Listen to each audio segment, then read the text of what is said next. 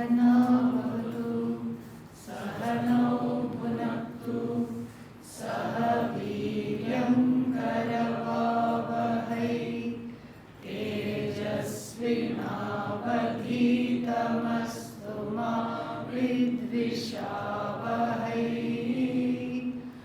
ॐ शान्ति शान्ति शान्तिः।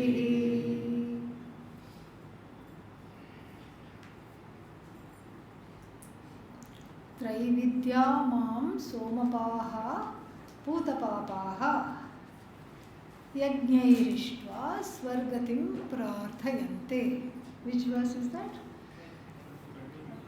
20. Then te punyamasadya surendralokam ashnanti divyan divideva bhoga. These are people who are karmakandins.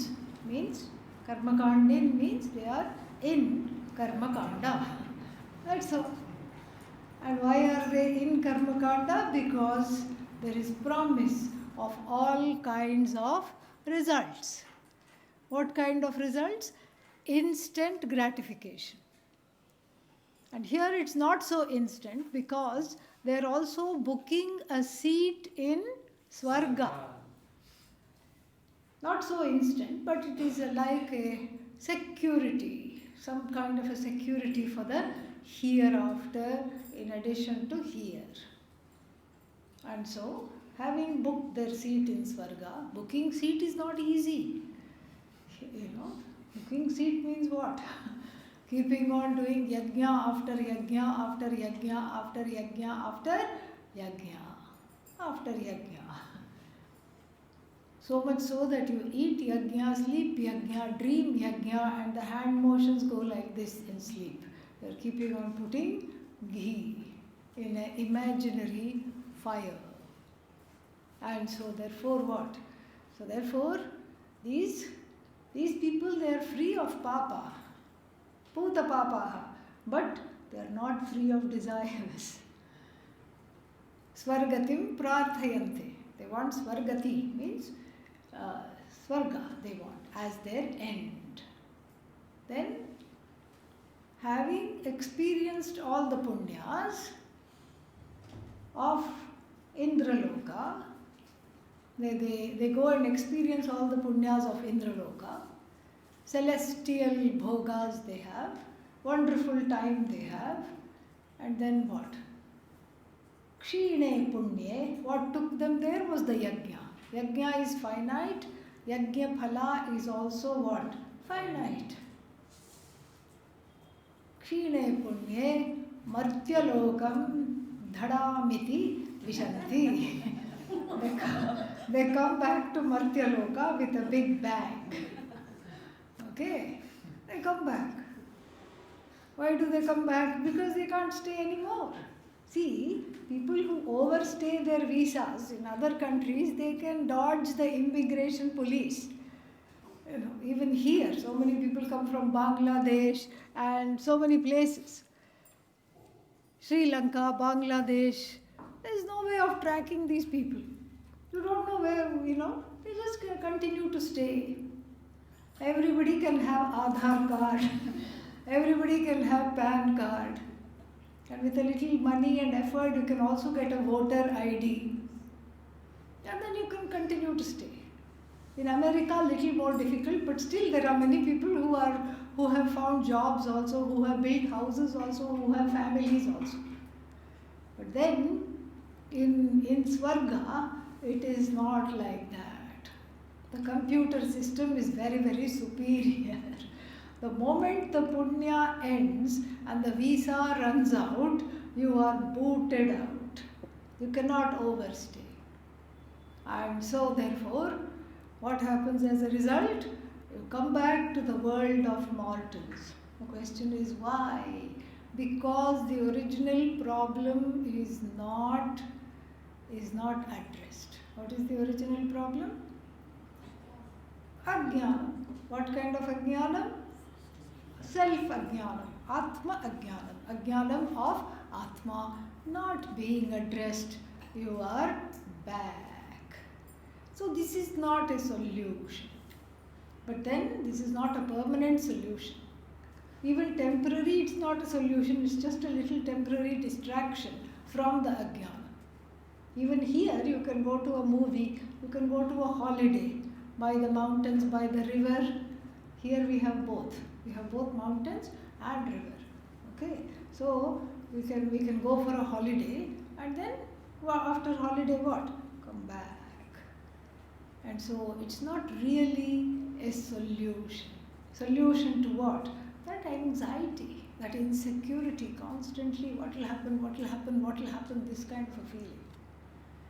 And so that anxiety, just it's called, in English there is a medical term, free floating anxiety. It's not free actually, and because it doesn't make you free at all. Free floating anxiety is a technical term. What does it mean? It means it attaches to whatever is there. Anything that concern is there, it attaches to that. That means what? The anxiety is already there. It is looking for a place to latch on to. And so, for example, when the course began, there was a different kind of anxiety. What will it be like? I don't know if I will be able to spend 6 months here. OMG, what is it going to be like? How will it be? Will I have this? Will I enjoy what I'm studying? Will I have the sustained interest? Will I have the stamina? What will my health be like? So many, that would have been perhaps the anxiety. And now as the course is ending, another kind of anxiety. What will I do next? Where will I go? Will I go here or will I go there? And then how will that be?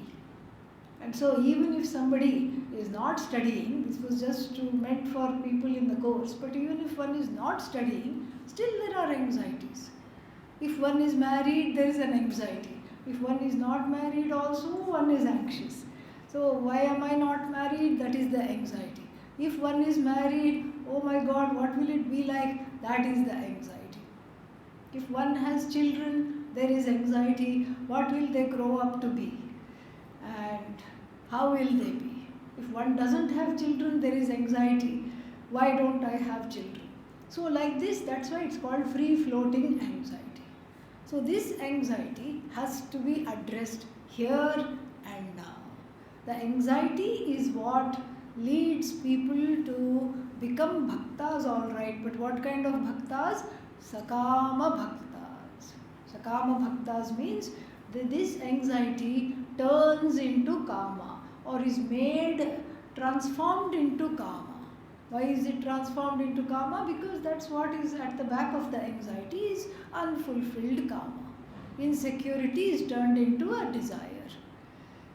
Anxiety is turned into a desire. Then I pray for that fulfillment of that insecurity, that anxiety, and then that is when I become what is called Sakama Bhakta. Sakama Bhakta I become. And then after that what? So this was the example of Sakama Bhakti. These verses. Then the next verse is going to give us an example of Nishkama Bhakti, where the Kama does not come into the picture. So what is the difference between Sakama Bhakti and Nishkama Bhakti if we were to find out?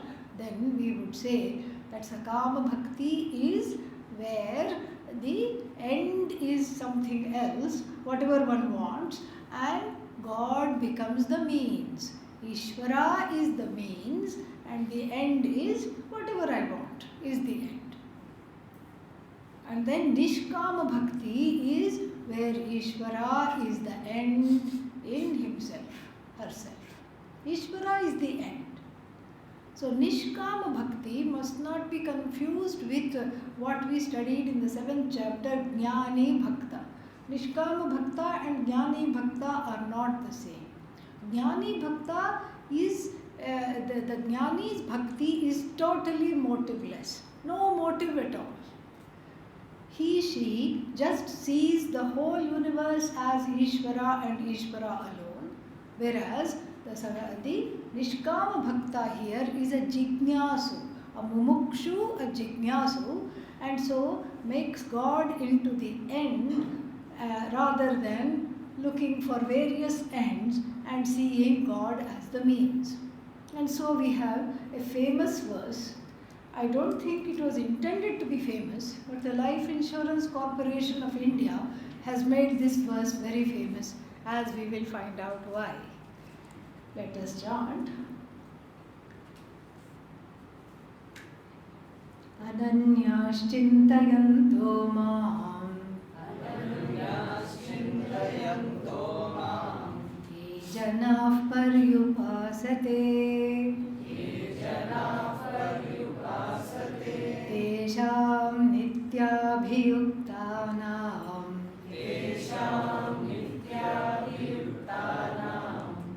yogakshemam vahamyaham. Yogakshemam vahami aham.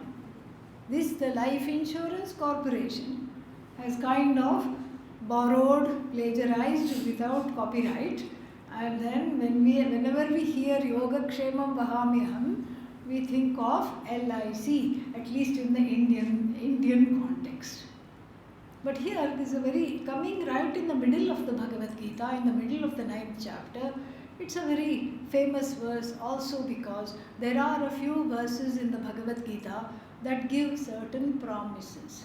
Name bhaktaha pranashyati. My bhakta is never destroyed, we have seen that. And then paritranaya sadhunam, etc., etc. Sambhavami yuge yuge. These are all promises. And here also is a promise.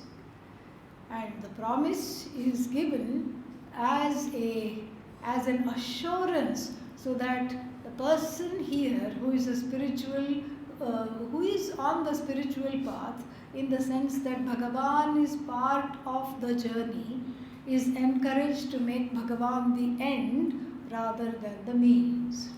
So what does the Nishkama Bhakta look like is given here. Chintayantaha, contemplating. Mam chintayantaha, present continuous. Chintayan, chintayantau, chintayantaha. So, mam chintayantaha, contemplating on me. How? Ananyaha, as non-separate from themselves. It's not that they are jnanis and they already know that they are not separate. They are in the process of knowing. They are in the process of knowing, they are trying to know, and so that is who they are. So, ananyaha chintayantaha, they are on the way to knowing. And who? Mam, me. Me here is not Lord, Mr. Krishna or Lord Krishna, it's Ishvara, Bhagavan.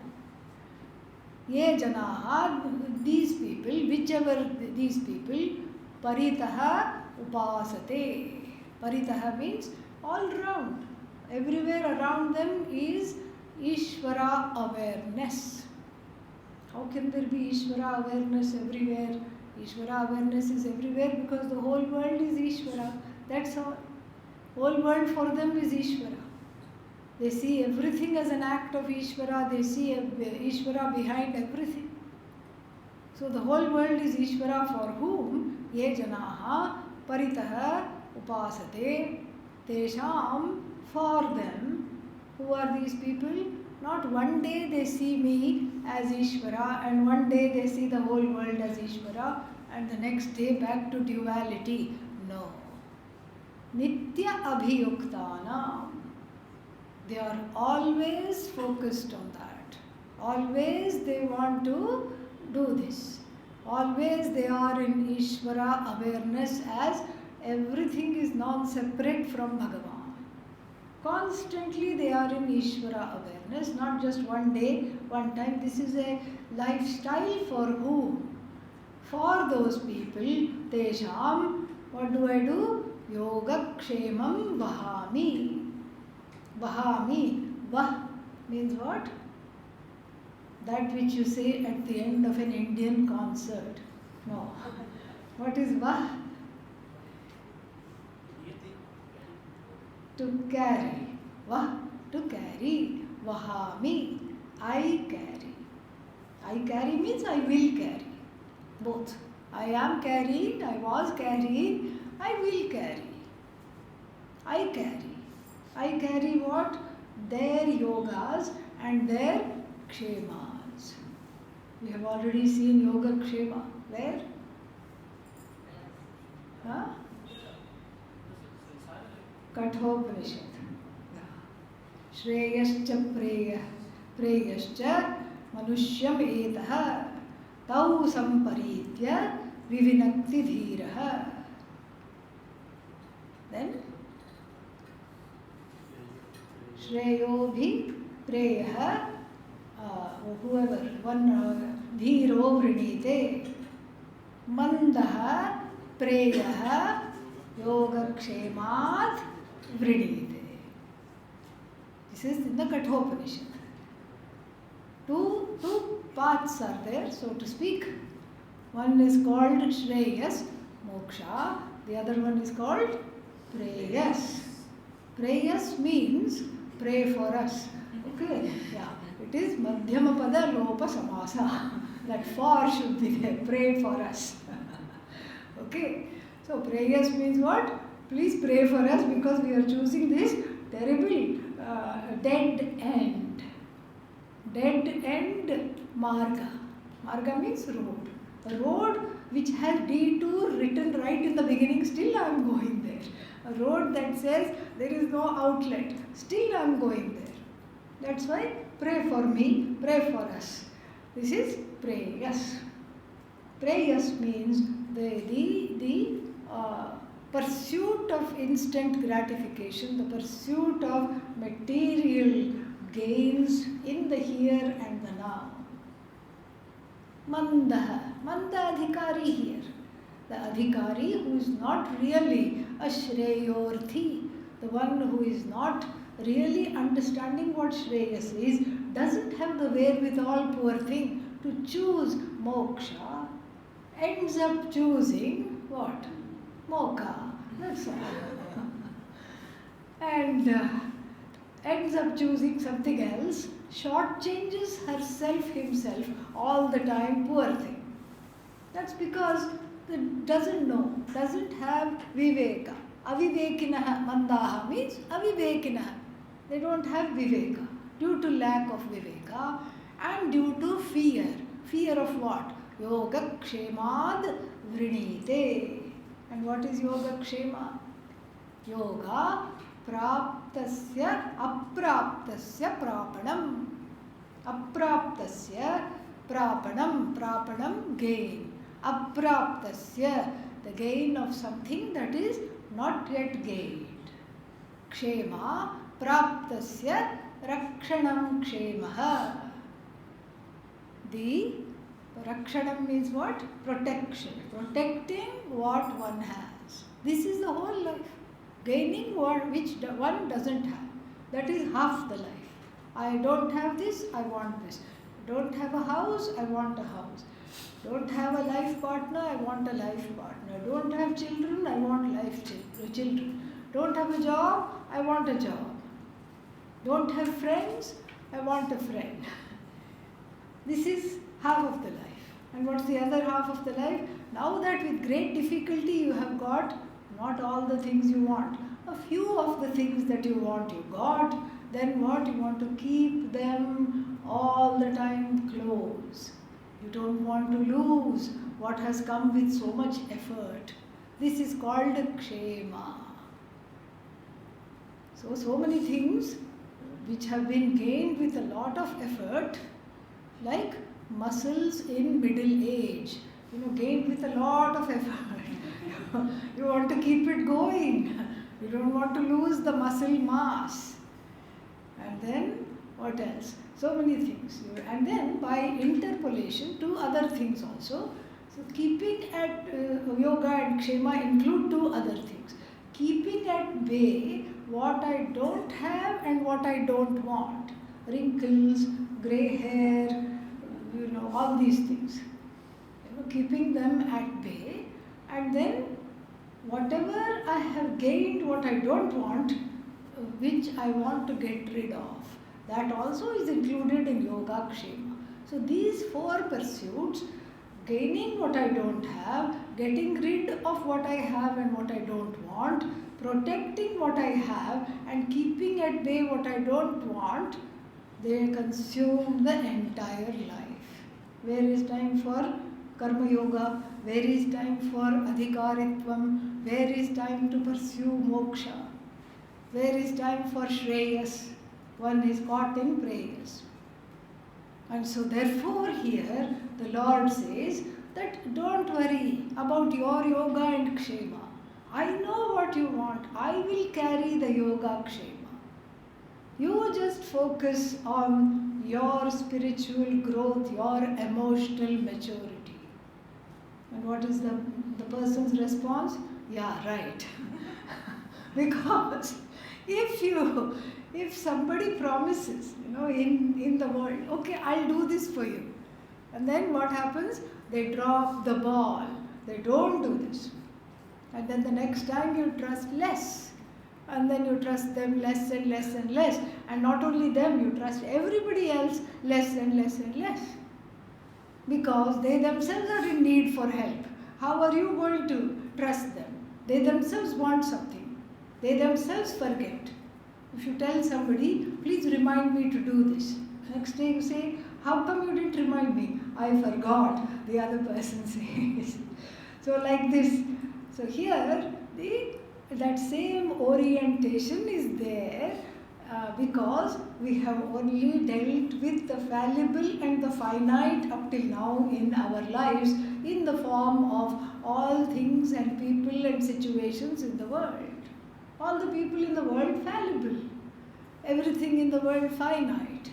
So how to trust? This is the question. Will Bhagavan also drop me like a potato, hot potato, okay? So will Bhagavan also drop me? How to trust? How I need an assurance. Will Bhagavan sign one stamped paper and give it to me so that I can be assured? No. Then how to trust? We just jump in and trust. Give the benefit of doubt and see if it works.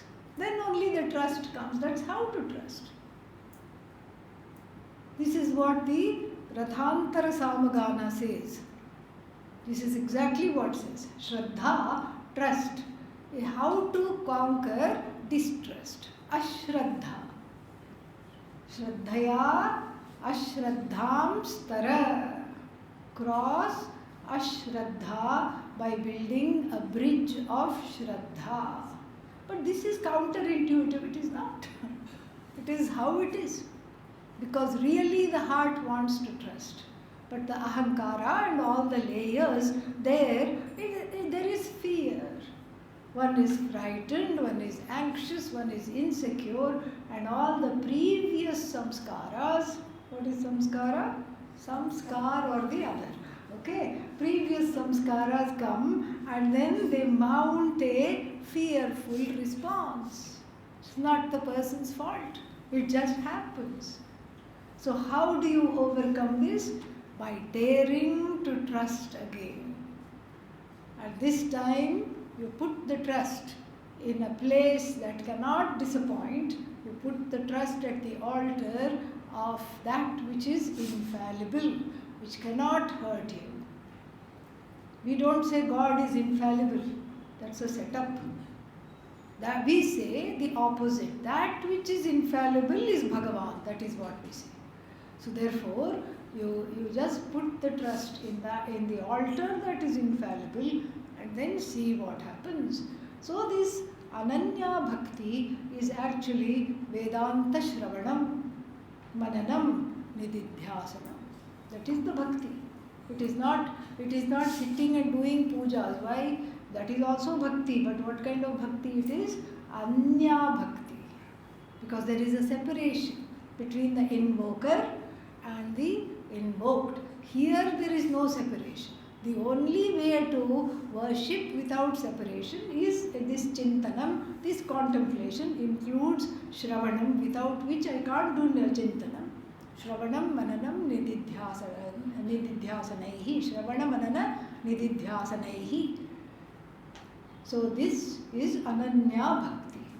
So this is for, this is to see, like once one puts one toe in Vedanta, and you just test the water. Too hot, too cold, too deep, what is it like? And then when I put my toe, any alligators are coming, any sharks or snapping things are coming? No, nothing is happening. Okay. Then I put my whole foot in. Then I put one leg in. Then finally at some point, you have to jump in. Okay. See, this is what, this is just logical. If I want swimming lessons, and then I meet the swimming coach in front of the swimming pool. Pool is over here, I am over here, the coach is over there in front of me. And if I tell the coach I am afraid of drowning, and so please teach me all the moves above water. Front stroke, back stroke, butterfly stroke, so that when I go in I am prepared. That will not help. The coach will say, get into the water. I'll say, no, I'm frightened, I can't get into the water. After 2-3 back and forth like this, the coach will push me in. Okay? So this is what it is. Push me in, and then I will swallow lots of water and splutter and somehow, and then the front stroke, back stroke, whatever is taught will help me keep afloat. But that trust must be there to go inside, and then you will, because the coach may say, don't worry, I will not let you sink. I am here. No, I can't go in. Teach me everything right here, right now, then I will go in. It doesn't work. It is not of much use.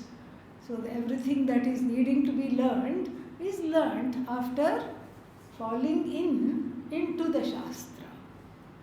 So here, that is what is the promise of Bhagavan, that once you choose the Shastra, then what happens? Magic happens. All the obstacles recede. All the obstacles start to recede. Room is made to study more and more. All the worries, how to do this and also study, how to keep this going and also study, how to make these two things work, all this is gone. There is a way provided, there is a solution provided, and that solution we call as Bhagavan. Tesham nityabhyuktanam yogakshemam vahami aham. Why only for these people? Everybody's yogakshema the Lord carries. No problem. And that he's going to say that this later. Samoham sarvabhuteshu, he's going to say. But why only for the bhaktas? It is not that it's only carried for the bhaktas. Yoga and kshema is carried by the Lord alone.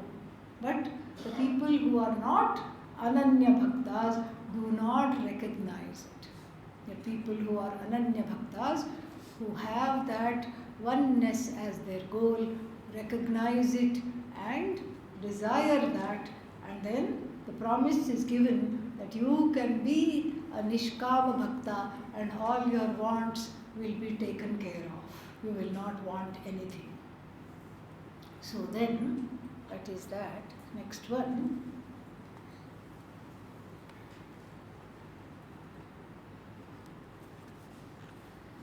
येऽप्यन्य देवता भक्ताः येऽप्यन्य देवता भक्ताः यजन्ते श्रद्धयान्विताः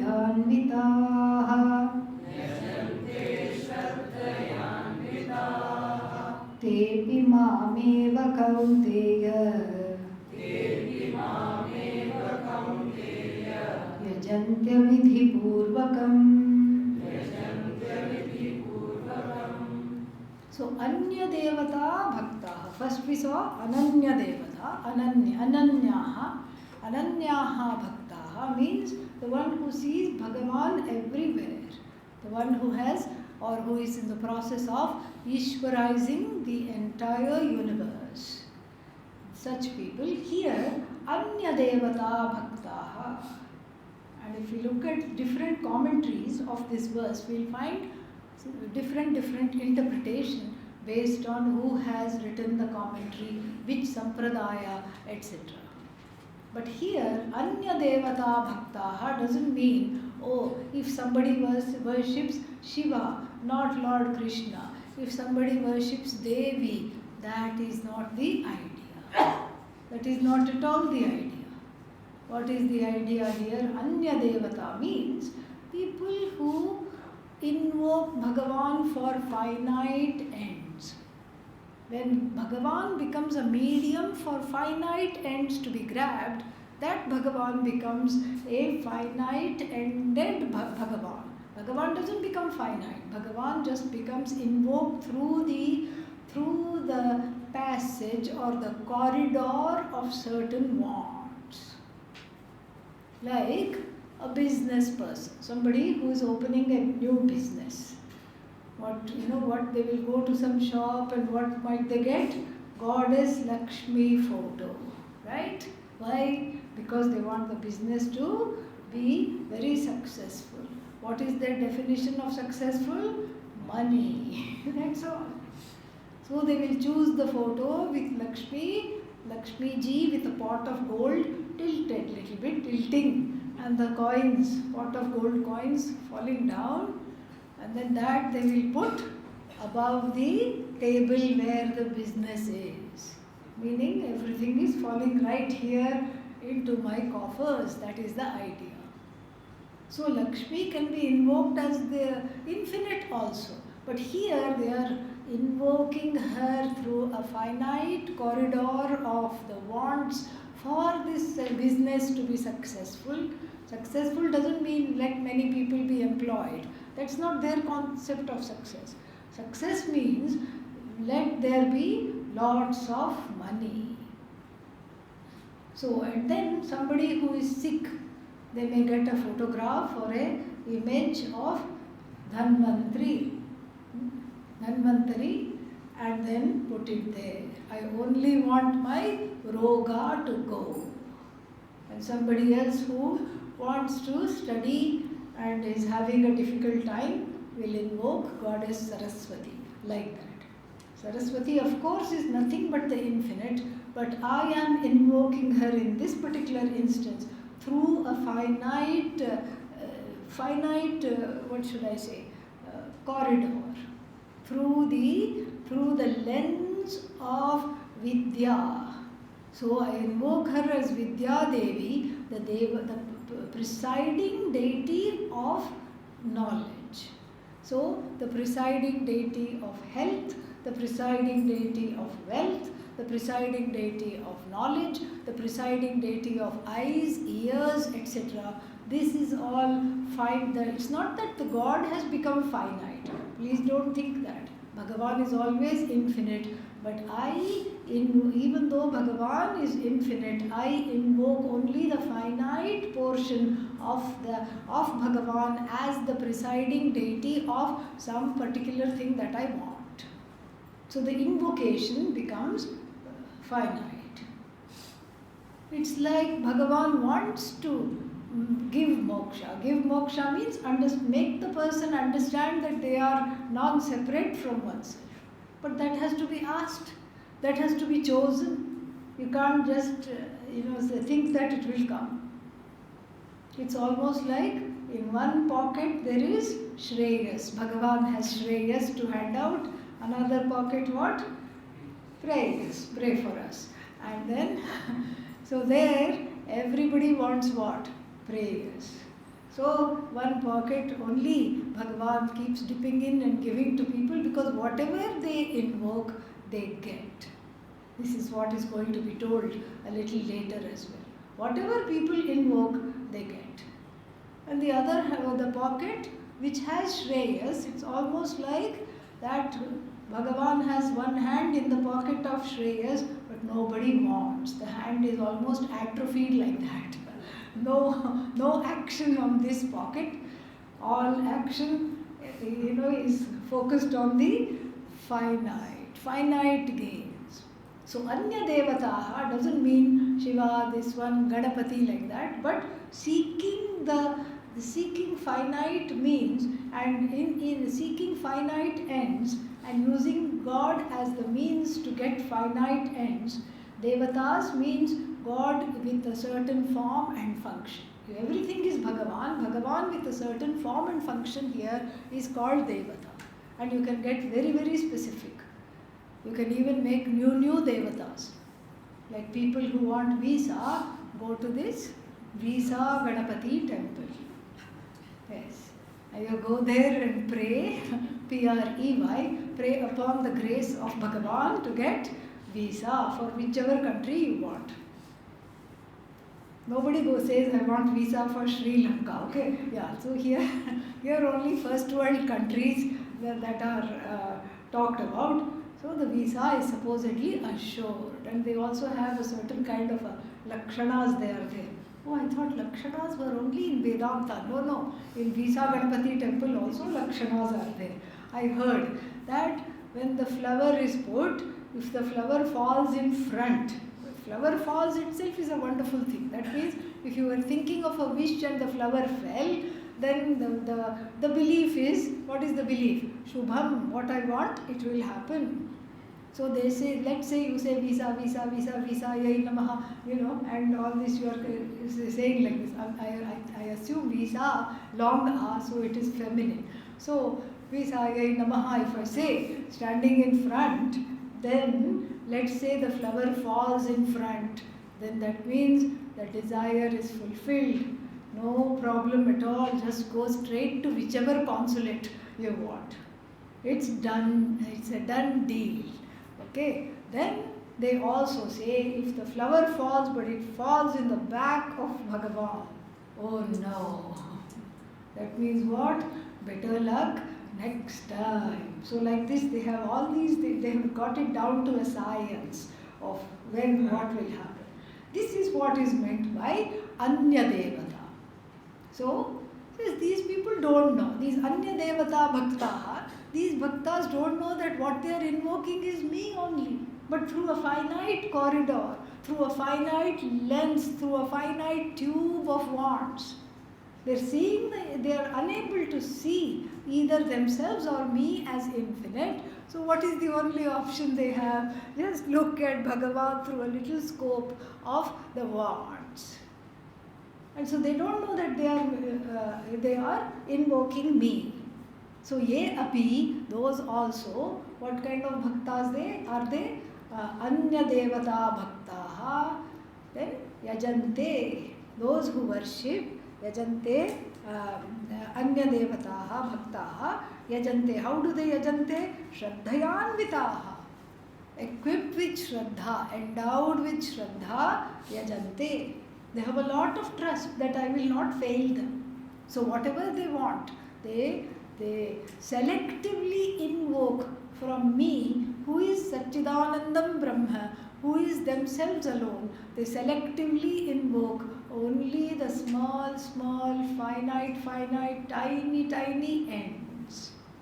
And then what happens? So then Tesham, so te api mameva yajanti he kaunteya. They also are worshipping me alone. They don't know that. Avidhi purvakam yajanti. Two meanings. One is vidhi purvaka means according to how the worship must be done. The rules of the worship.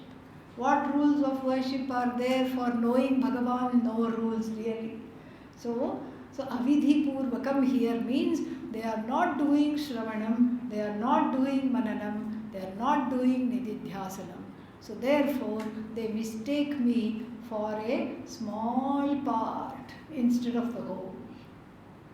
So therefore that's one meaning. Avidhi purvakam means ajnanena yajanti. Ajnana purvakam yajanti. Purvakam means keeping that in front. Keeping the ajnanam in front, meaning they don't have to keep it in front, it's already there. And so, besotted by ajnanam, atma ajnanam, not knowing what they are doing, they don't know that they are really, what they are invoking is myself alone, not any other devata. Why? There is no other devata. Ishvara is, everything is Ishvara. Every form, every function, every name, everything is Ishvara. So whatever they invoke and whatever elaborately one small part of me they try to invoke, the I who is partless, through the part means what? The part of their desire which they invoke using me, that is also they are invoking me alone, because there is nothing other than me. What other devatas are there? No other devatas. Where are they? What are they? It's all Bhagavan alone. So Visa Ganapati is Ishvara.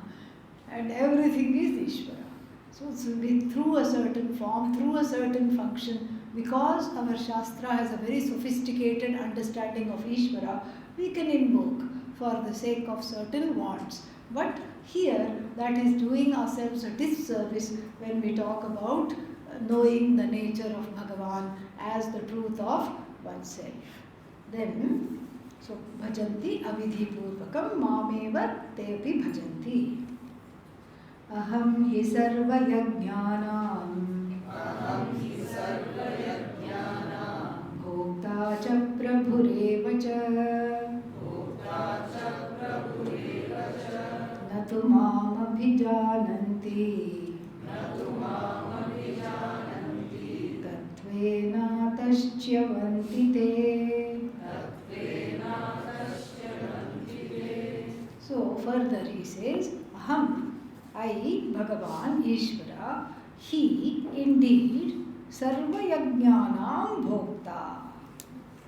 I am the bhokta here doesn't mean consumer, it means receiver. I am the receiver of all the worship. Every yajna you do, even if you say Ganapataye Swaha, it goes to me. Even if you say Indraya Swaha, it goes to me. Oh, but I said Indraya Swaha. Yes, Indra brings it to me. And then asks, what should I do with this punya? And then I will look at the list of your wants. And then there you have said, okay, I want visa. All right, great. Here, granted. It comes to me. Sarva yajnanam bhokta ahameva. I am the one that enjoys all the yajnas. Even if you don't want me to be the enjoyer of the yajna, I will enjoy the yajna. Like that person who was doing sun worship, and then during Surya Namaskara and offering arghya to the sun in the morning, this Panditji, who was a great Narayana Bhakta, found one beautiful image of Lord Narayana in the water. He just said, oh, this is so wonderful. Oh my God, this is lovely, so beautiful. Of course, I'm going to take it home. I'm going to consecrate it today and start worship. Naturally, curiosity overtook him and he said, let's see what the back of the murti is like. Back of the murti was Lord Shiva. And he said, oh no, where did you come from? I don't know who you are. I only want what? Narayana. Then he thought, it was a Hari Hara statue. That is what is called. Hari one side, Hara the other side. And it was so cleverly done, you could not see, if you saw the front, you could not see the back unless you turned it. And then it was, in the back was Lord Shiva. He had a good mind. After he saw this Lord Shiva's face, he said, Ayyo, I'm going to throw you back into the river. He could not bring himself to do it, because as he was throwing it back in the river, Narayana appeared there on the other side. He said, okay, you know what? I can push this fellow to the wall, to face the wall. Let Shiva face the wall, and for Narayana I will do Aradhana, I will do puja and everything. Went home. Still, excitement was there. It was a little dampened, seeing what was on the other side. But then he just stayed with it and then consecrated the murti, started to do worship. His wife made some nice prasads to be offered. But each time he would say, "This is not for you on the other side. This is only for Narayana, not for you." And then flowers also. Then when the agarbatti came, he was in a quandary, because that fellow has no nostrils. He will also enjoy. This only Narayana should enjoy. So what did he do? He just got some cotton balls and then stuffed the nostrils of the deity on the other side, Lord Shiva. And then this side, he said, "Dhupamagrapayami." Then the time came for Deepa. And what is that? That ghee lamp. Then he said, better tie the eyes of the deity, because he shouldn't enjoy the ghee lamp. Tied the eyes, and then Deepam darshayami. Deepam sandarshayami. Naivedya came. Thank God I have already blocked the nostrils, he said. Pranaya swaha, apanaya swaha, etc. Then he had to ring the bell while doing arati. He said, "Oh, the ears are left out." But the ears he could not plug, so he told his wife, "Just hold the ears like that. Hold them so that he doesn't hear. This side only should hear." Then he finished the puja and asked for pardon, and lo and behold, Lord Shiva appeared. He said, "How? I didn't." And naturally he fell at his feet, because after all it was Bhagavan. He says, "How? How did you appear? I did not invoke you at all. How on earth did you appear?" Well, your belief, in me was stronger than your belief in the existence of Narayana. That's why I have come. So therefore, so anything that you do, Bhagavan, who is essentially without name and form, is the recipient. Everything goes to Bhagavan alone. Nothing is outside of Bhagavan. And so the Bhagavan is the Sakshi of the Yajna, Bhagavan is the recipient of the Yajna, and Bhagavan is the Prabhu. Prabhu means Prakarshena Bhavati, the causeless cause, because of which I even know how to do Yajna. That is also Bhagavan alone. Bhartacha, no, what is it? Bhoktacha Prabhurevacha. But then, Natu mam abhijananti tattvena. Tattvena means in essence. Those who have not studied Vedanta, those who don't know, they do not know me. Tattvena means the truth of me, the content of me, the essence of me, the tattva of me. They cannot understand, they do not know. And what happens to them? Chyavanti. The root verb is chew, to fall. They fall. Fall means what? From what? They fall from the path of non-duality, because they have already created so much duality because of not knowing. They fall. They fall from the path of emotional growth, spiritual growth.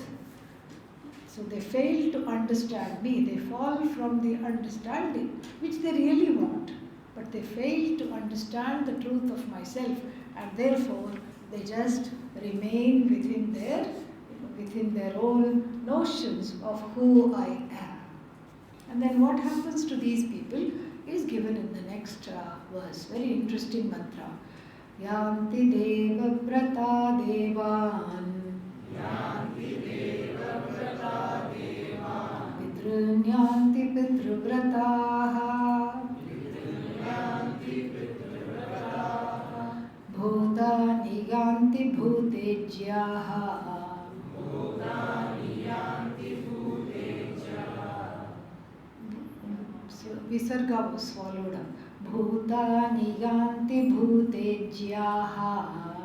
Bhutani yanti bhutejyaha. Yanti madhyajinopi mam. Yanti madhyajinopi mam. Yanti means they go. Well, at at the end of their lives, of course. They go to whatever they desire, they go to that. This is based on the Upanishad sentence. Yad bhavitam tad bhavati. Whatever is the desire, one becomes that. Yadyad upasate tattadeva bhavati. So whatever one worships, one becomes that. So yanti means if deva vrataha, vrata means commitment. Vrata, commitment. So those who are committed to various devatas, that as we saw, this based on their wants, those who are committed to various devatas get those devatas. Yanti deva vrataha devan yanti. Then some people, in some cultures, and even in our culture, the ancestor worship is very big. And before thread ceremony, ancestors are invoked for their blessings. Before marriage is done, the ancestors are invoked. In Sanskrit, the invocation of the ancestors is called the Nandi ceremony. Nandi, not Nandi, Nandi. And so the ancestors are invoked again and again. And then in some communities, it's just based on ancestor blessing and ancestor worships. Some tribal communities also, some indigenous cultures also. So then, where do such people go? They join their beloved ancestors in Pitraloka. After their death, that is what they get, because that is what their whole life they have spent invoking. Then there are certain other people who are Naktancharaha, nocturnal. Where will you find them? In the Mokshadham Ghat. Okay. Yeah, where is that? Cremation grounds. So they have elaborate ways of invoking departed beings, because again they have certain wants, and the departed beings they have certain knowledge which these people don't have. The departed beings are more pervasive, not having a body, and they may know a few more things. So some people are able to harness departed beings and then get their desires met through worship of departed beings. So they can go, they invoke the departed beings in the cremation grounds and through certain practices, etc. And so what will they get? They are called bhutejyaha. Bhutani yajanti iti bhutejyaha. Bhutani means all the things. Bhuta means past, gone. So, and in Hindi we say bhoot, that is what it is. So, bhutani yajanti. So, those who invoke departed beings and spirits, etc., they will get what? Bhutani yanti. They will join them. And then those who invoke me directly, me means as the truth of themselves, tattvena, as Satchidanandam Brahma, then what do they get? They get me. Madhyajinaha yanti mam. They get me. How to be a Madhyaji, how to understand myself as the invoker or the worshipper of Bhagavan. And so the Lord has a beautiful verse for this, very famous next verse, oft quoted also, where Bhagavan says, the medium of worship is not important. For the Ananya Bhakta, the medium of worship is not at all important. So let us see the next verse, very famous. Patram pushpam phalam toyam. Patram pushpam phalam toyam. Yo me bhaktya prayachati. Yo me bhaktya prayachati. Tadaham bhaktyupahritam. Tadaham bhaktyupahritam. Ashnami prayatatmanah. Ashnami prayatatmanah. Prayatatmanah means those who have chitta shuddhi, ardent, sincere devotees, prayatatmanah. So those who have chitta shuddhi and those who are sincere devotees. So then he says the medium of worship is not important. What is important is the bhakti. In Nishkama Bhakti, in Sakama Bhakti, there are rules. The more kama there is, the more rules there are. Putra Kameshti Yajna will relieve you of your bank accounts, all of them. Because you have to give so much dhanam just to be able to get an offspring. Okay? And in Nishkama Bhakti, as you go, as one proceeds in maturity, from Sakama to Nishkama Bhakti, then the rules also loosen up, interestingly. So more and more Nishkama Bhakti, where Bhagavan himself becomes the end rather than the means, then what happens? The rules also relax. It's not you have to do Shodasha Upachara Puja. No. You don't have to follow all the rules. You have to do it this way. If you do it this way, some wrong thing will come. Wrong, what is that? Result will come. No. There we have to worry. Pratyavaya dosha will happen if you don't do this. And if you do this wrongly, some wrong papa will come instead of punya. Opposite result will be attracted.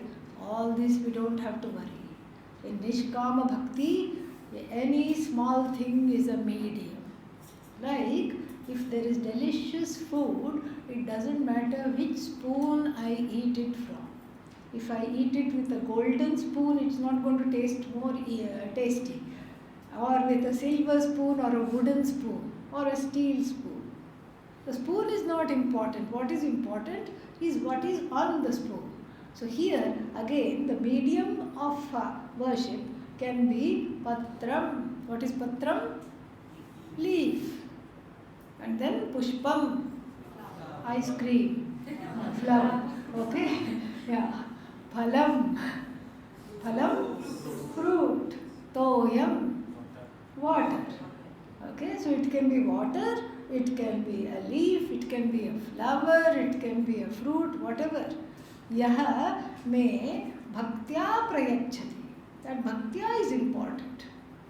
That bhakti is what is carried. The fruit is carrying the bhakti, the leaf is carrying the bhakti, the water is carrying the bhakti.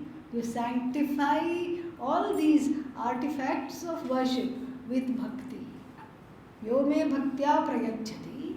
And then that who yaha means what? Prayatatmanaha. That yaha is in apposition with prayatatmanaha. Yaha prayatatmanaha. So the one who gives me this in with bhakti, then tadaham bhakti upahritam. Upahritam means offering. That offering, that worshipful offering filled with love, ashnami, I will definitely consume, I will definitely receive. This offering, simple as it is, will never ever be rejected. And we have so many stories of the simple offerings. We have the story of Sudama, who took poha for the Lord.